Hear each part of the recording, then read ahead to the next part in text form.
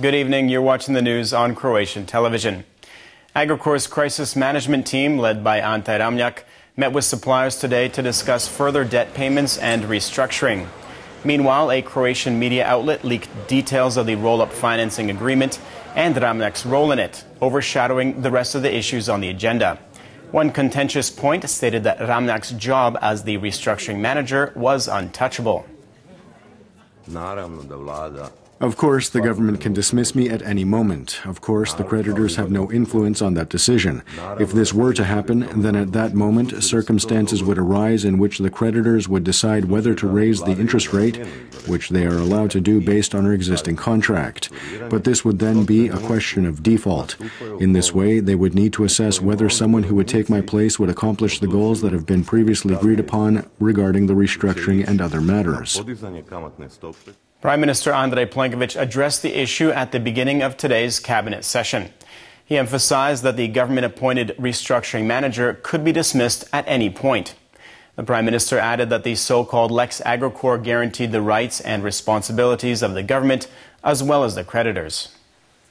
The main stipulation of the law on emergency management is that the rights and responsibilities of the government and other state institutions in this respect are guaranteed.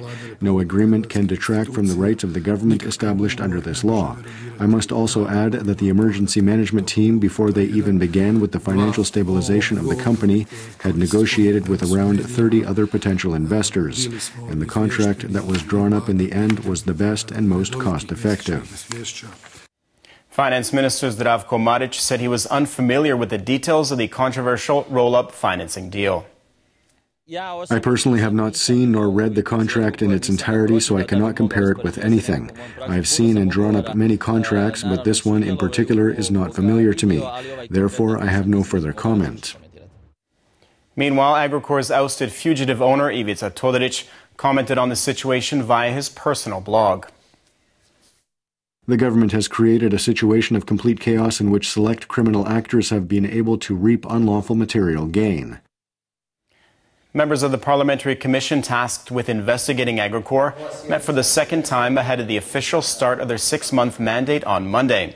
The HDZ majority on the Commission succeeded in keeping the informal meeting behind closed doors. Opposition MPs demanded the Prime Minister appear immediately before the chamber to answer questions regarding the roll-up financing deal and Lex Agrokor. After failing to heed their warnings, the SDP announced plans to hold a vote of no confidence in the Prime Minister. The initiative, which could be put into parliamentary procedure as early as this Friday, has been backed by Most and the Peasants' Party. I am sure that all of you in the HDZ and HNS would like to put Ivica Todorić away in a dark hole somewhere to prevent him from saying what he knows. Everyone must answer for what they have done, and he is no different. But at the same time, I can understand that the man is afraid of being arrested and locked up somewhere where he can no longer speak. The government made sure that with Lex Agrokor all information regarding this process was available to the public and published in monthly reports for all to see. I ask those in the SDP once again, why do you want to see 30,000 people go bankrupt and end up on the streets? President Kolinda Grabar-Kitarović is conducting her official duties from a temporary office in the Dubrovnik-Neretva County. Officials in Croatia's southernmost region feel isolated and underlined the limited transportation options, including air traffic, ferry service, and land connections. The president spoke in Ston about the construction of the Pelješac Bridge, saying it was a strategically important project for Croatia and the EU. I sincerely believe the government will see this project through to the end. 85% of the funds for the building of this bridge are coming from the European Union. This massive amount of money will help Croatia complete this strategically important project. This is vital not only for Dubrovnik and the surrounding area, but for the Pelješac Peninsula and the nearby islands. Taking a quick look at sports, in tennis, Marin Cilic beat fellow Croatian Borna Ćorić in a hard-fought 3-set victory at the Swiss indoors in Basel earlier this evening. In basketball, in the third round of play in the Euro Cup competition, Cedevita beat Andorra 91-73 in Zagreb last night. Demetrius Nichols led the way with 20 points for the Croatian League champs. After only one win in 3 games, Cedevita sits in 4th place in Group A. And finally, the Croatian national handball team tied Slovenia in Ljubljana 26-26 in a friendly match in preparation for the upcoming European Championships.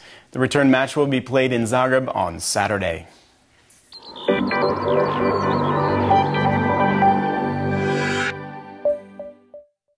The forecast for tomorrow calls for partly sunny skies in the first half of the day and slightly more sunshine in Dalmatia. Morning fog in the interior is expected. The afternoon will see more cloud coverage, especially in the north and spreading towards the south by evening. Light rain is possible in the interior. Winds along the Adriatic coast will be mostly weak. The northern coast will get a strong northeasterly in the evening with gale force gusts, spreading to the southern coast overnight. Morning lows of between 3 and 8 in the interior and between 10 and 15 on the coast will give way to highs of 17 to 22 degrees Celsius. The far north of the country will experience a drop in temperature towards the end of the day. Saturday will be mostly dry in continental regions, and so will Monday. Sunday, on the other hand, will see some passing rain showers. A moderate northerly and northwesterly wind will blow and gain strength on Sunday. The Adriatic will be mostly sunny over the next few days, but windy and cooler. Sunday night can expect thicker clouds to move in, bringing scattered rain showers. A strong northerly with gale force gusts will blow on Saturday, while Sunday can expect a strong southeasterly and southwesterly.